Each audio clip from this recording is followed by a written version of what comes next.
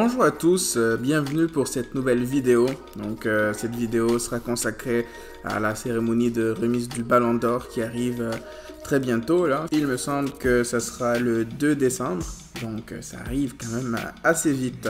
Je vous présente mon top 5, je le fais de façon assez objective je pense, j'espère en tout cas. Je suis un fan du Barça, mais je suis d'abord et avant tout aussi un fan de football. Et j'ai pris beaucoup de recul pour essayer de faire une liste de 5 personnes en rapport avec les performances de l'année civile. Sans plus tarder, je vous présente le joueur que j'ai choisi en 5e position. Bernardo Silva est le type de joueur dont on ne parle pas assez.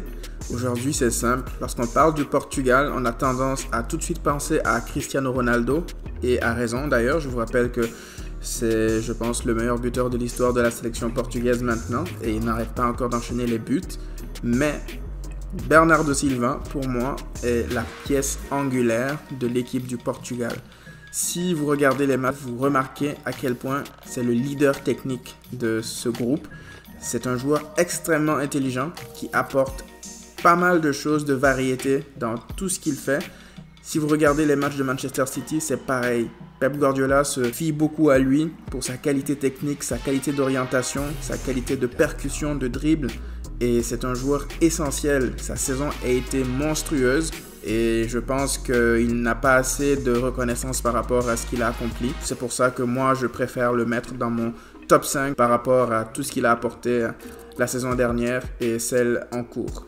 On passe à la 4e position de ce classement. Roberto Firmino. Qu'est-ce que j'adore ce joueur. Alors lui aussi, il a un déficit de notoriété parce que Firmino, il fait partie de ce type de joueur dont on ne parle pas toujours, mais qui a un rôle essentiel, vital pour les équipes dans lesquelles il joue. C'est simple, moi je pense aujourd'hui que si on retire Firmino de l'attaque de Liverpool, il n'y a plus cette alchimie pour que l'équipe soit encore létale comme elle l'était dans le passé. C'est un type qui assure l'équilibre offensif de Liverpool. Après, c'est sûr qu'ils ont d'autres joueurs avec des qualités individuelles énormes, mais je pense que Firmino est celui qui permet d'équilibrer le tout. On est tous capables de jouer au foot, mais rares sont ceux qui sont capables de jouer au foot de façon simple, en respectant l'essence même du jeu. Et Bobby Firmino fait partie de ce type de joueurs qui sont capables de rendre les choses plus faciles pour ses coéquipiers. Lui, ça serait une bénédiction pour tous les entraîneurs de cette terre. On attaque donc le podium de ce classement et pour moi, voici le joueur qui devrait être 3e de ce classement.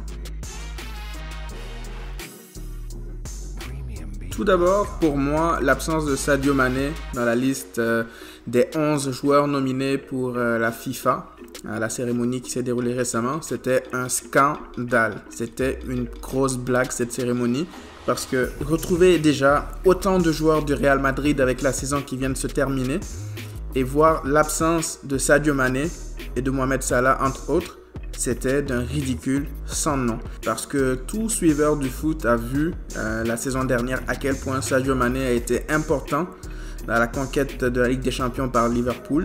C'était la star de l'attaque pour moi.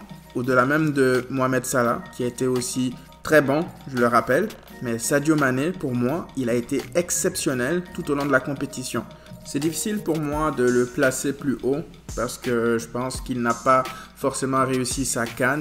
J'ai suivi les matchs du Sénégal quelques fois et il n'a pas été transcendant non plus. Il a été bon, mais pas plus. Il n'a pas poussé le Sénégal à la victoire finale malheureusement. Mais il n'était pas le seul. Il apportait quelque chose, mais ce n'était pas le même Sadio Mané qu'on voyait du côté de Liverpool. Néanmoins, je pense qu'il doit quand même intégrer le top 3, le podium de ce classement, parce que c'est un joueur incroyable avec des qualités vraiment spectaculaires. Et je pense que ce serait que justice de le voir au pied du podium du Ballon d'Or.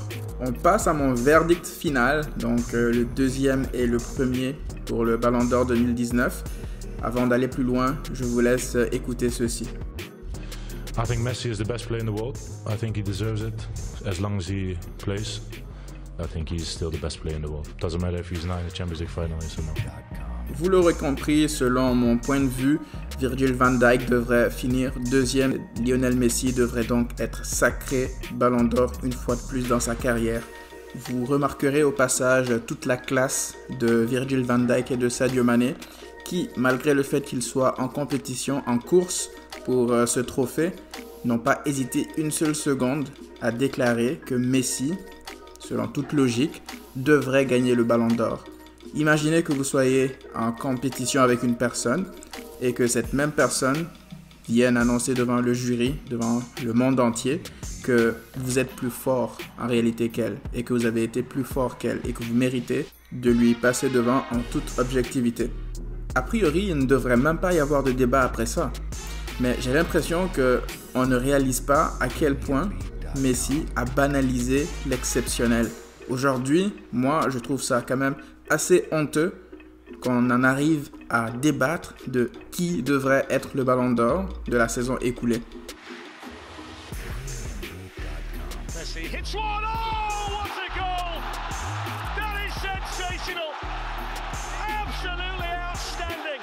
What a way to make it 600 goals for Barcelona by the little magic man Lionel Messi. Barcelona 3, Liverpool 0. That was extra special. Yeah, well, his first goal was easy, Flex. His second one was absolutely sublime. We've seen him score free kick after free kick after free kick this year.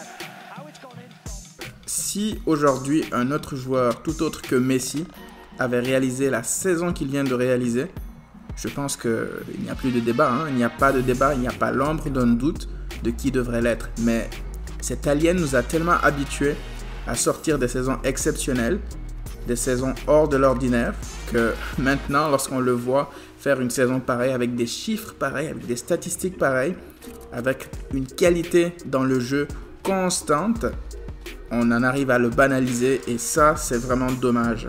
Alors après, chacun peut avoir des choix et des préférences différentes parce qu'on ne vit pas tous le foot de la même façon. Mais j'ai entendu souvent d'ailleurs des commentaires qui m'ont quand même pas mal déplu par rapport à Messi.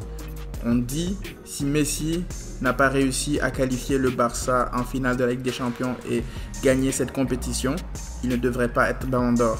C'est-à-dire qu'on parle d'un type qui a porté son équipe à bout de bras depuis le début de la compétition, qui n'a pas arrêté de faire des différences individuelles pour qualifier son équipe.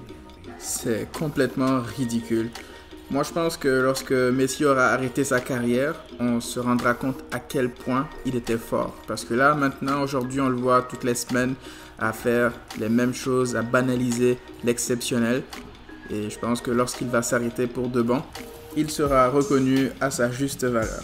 Vous aurez remarqué que je n'ai pas inclus Cristiano Ronaldo dans la liste des 5 parce que si on a un minimum d'objectivité, on connaît Cristiano Ronaldo, on connaît ses qualités et en toute honnêteté, tout joueur qui aurait fait la saison qu'il vient de faire avec la Juventus n'aurait pas intégré le top 5 à mon avis. Après, il a eu des étincelles durant la saison où il a emballé la double rencontre, par exemple, contre l'Atlético. Mais c'est à peu près tout. Et c'est pas assez suffisant, je pense, pour intégrer le top 5 du Ballon d'Or. Je vous rappelle que Ronaldo n'a même pas fini meilleur buteur du championnat italien. Il est très loin de ses standards habituels. Et lorsqu'on compare par rapport aux joueurs qui sont sur le podium selon ma liste, je pense qu'il n'y a pas photo. Et d'ailleurs, j'aimerais apporter une mention spéciale à des joueurs tels que Frenkie de Jong, qui pour moi aurait pu intégrer ce top 5. Il avait fait une saison incroyable avec l'Ajax. J'aurais pu aussi intégrer un joueur tel que Raheem Sterling, qui a pris une toute autre dimension avec Pep Guardiola. Il a fait une saison exceptionnelle. Moi, je pense que si Liverpool n'a pas réussi à gagner le championnat l'année dernière, Sterling a été l'un des facteurs de cet échec parce qu'il n'arrêtait pas de marquer à chaque week-end. C'était vraiment l'homme fort de City. Même en Ligue des Champions, il a été vraiment incroyable pour cette équipe. Je pense qu'il mérite beaucoup plus de reconnaissance qu'il n'en a en ce moment. Dites-moi en commentaire quel est votre classement à vous, parce que comme je l'ai dit dans la vidéo, chacun a sa vision des choses, chacun a sa façon de voir le football. On peut forcément avoir des choix différents. Donc dites-moi dans les commentaires quel serait pour vous le top 3, le podium du Ballon d'Or le 2 décembre 2019. N'hésitez pas à liker et à partager cette vidéo si elle vous a plu. Vous savez, moi, ça me permet de faire grandir encore plus la chaîne pour le référencement. Pour vous, ça ne veut peut-être pas dire grand-chose, mais pour moi, ça me donne vraiment beaucoup de force et je tiens vraiment à vous remercier encore une fois. C'est déjà la fin de cette vidéo, les amis. Merci encore une fois de m'avoir suivi. La chaîne est en train de grandir à vitesse grand V. Je pense qu'à ce rythme, on va bientôt dépasser les 1000 abonnés.